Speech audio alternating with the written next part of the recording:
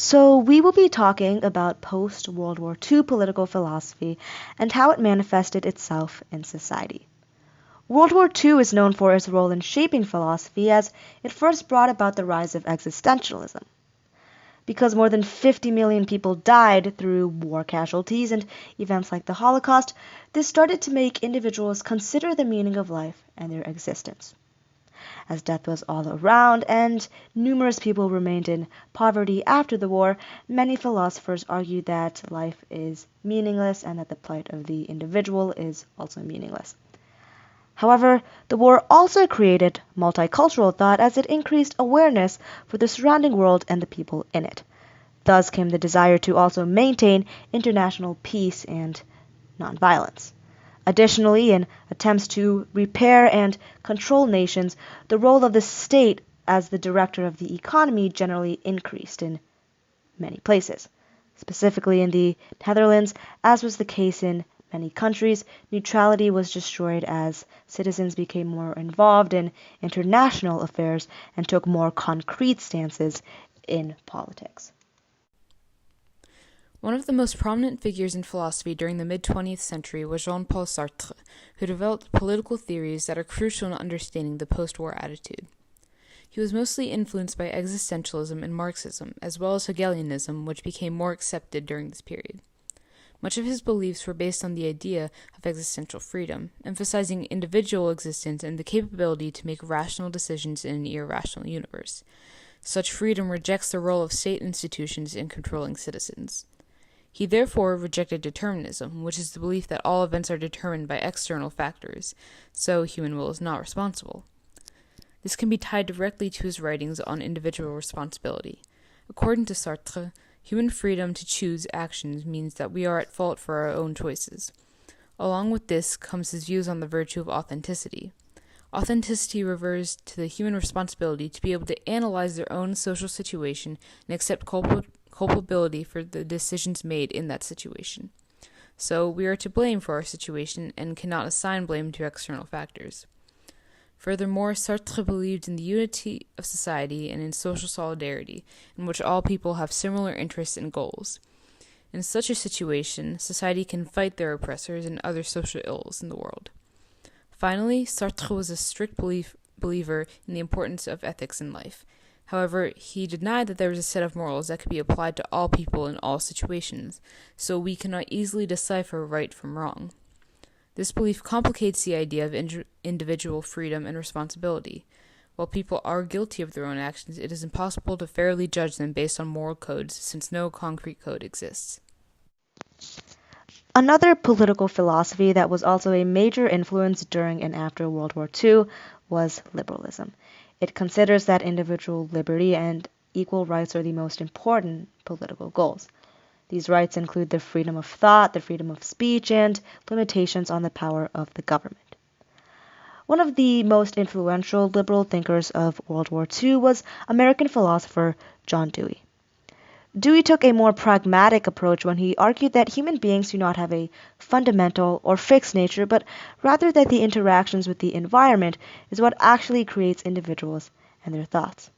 In turn, for Dewey, then, knowledge is a settling of beliefs, or as one can call it, successful patterns of behavior that we get from our environment. However, when these patterns of behavior are disrupted by certain events, then it is necessary for societies or individuals to engage in deep reasoning to fix it. This deep reasoning consists of stages, of which include hypothesizing, experimenting, and finally formulating solutions. However, Dewey also argues that engaging in this deep reasoning is what constitutes the personal capacity for choice and therefore the human capacity for freedom as well. Dewey argued that one should have or should develop intelligent mental capabilities in order for them to be truly free. In other words, having perceptive mental capabilities to formulate solutions and make decisions is what constitutes freedom, because now they are a true individualized self. And again, just like Sartre, he emphasized individual responsibility and that people should find their own way without being imposed upon by doctrines or social roles, as that is what sets them apart from others and therefore makes them truly free. Another major political theorist was Karl Marx and his theory of Marxism, the framework in which communism can exist. Marxism is based largely on the belief that all of human history has been a struggle between classes. While written in the 1800s and popularized before World War II, Marxism was revived after the war due to influence from the Soviet Union after liberating Europe.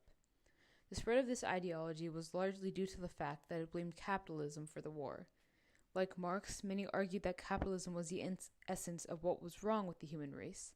He said that because capitalism accentuates the division of labor, it pits man against man in class separation. According to these beliefs, such separation is inherent in government systems, which therefore creates oppression in society. Therefore, it destroys the unity of the human race. However, in unity, this oppression can be destroyed. Marxist ideals also disapprove of political abstention, emphasizing active participation in procedural processes by all citizens.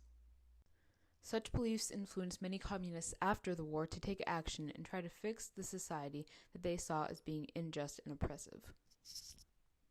This meant trying to overpower the dominant capitalist beliefs to try and create a classless society.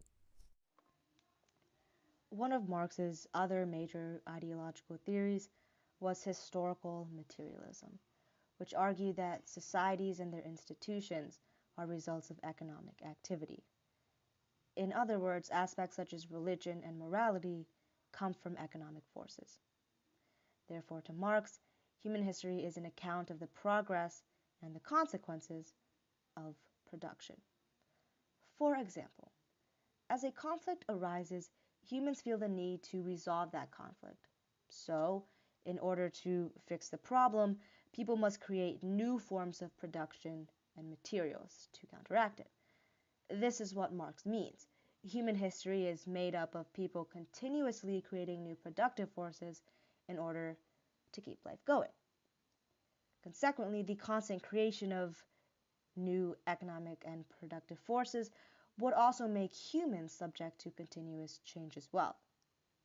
Thus, because humans are constantly changing, Marx argues that there is no fixed or inherent human nature, as again, they are just a result of economic circumstances. Marx then states that this material and economic production is what makes us human. It is our ability to creatively manipulate and produce new things. So, humanity is then reflected back to us in the material things that we make. For instance, think of the satisfaction one gets from creating something by themselves.